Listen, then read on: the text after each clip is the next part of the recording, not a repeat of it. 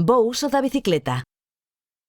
A bicicleta é ideal para mellorar a saúde tanto a nivel cardiovascular como músculo-esquelética. É o método de transporte perfecto en cidades para distancias curtas, xa que non contamina, apenas ocupa espazo e mellora a saúde. As bicicletas de montaña xa requiren dun estado óptimo de saúde músculo-esquelética a nivel da musculatura das costas. Nas bicicletas de carreira, a posición agresiva require dun gran control da musculatura da faixa abdominal e da musculatura cervicodorsal para manter a posición tan flexionada e a hiperextensión cervical. Para evitar lesións por mala posición hai que cumprir un par de obxectivos. A altura do sillín. Para axustar o sillín correctamente, debemos montarnos na bicicleta e apoiar o talón no pedal cando este estea na parte máis baixa, a 6, e que o xeonllo quede completamente estirado. Se imos realizar saídas de máis dunha hora ou de alto rendemento, é importante realizar un estudo biomecánico para axustar de maneira precisa a colocación do sillín. A anchura do sillín e o acolchamento do mesmo. Para persoas pouco afeitas, mellor se é un pouco brando.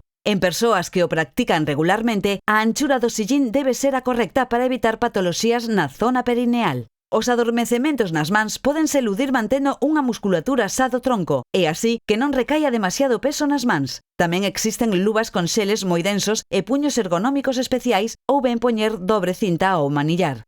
Aínda que o uso do casco en moitas cidades non é obrigatorio, sempre é aconsellable usalo por precaución. É preferible levar cadencias de pedaleo elevadas para non sobrecargar a musculatura e articulacións das pernas.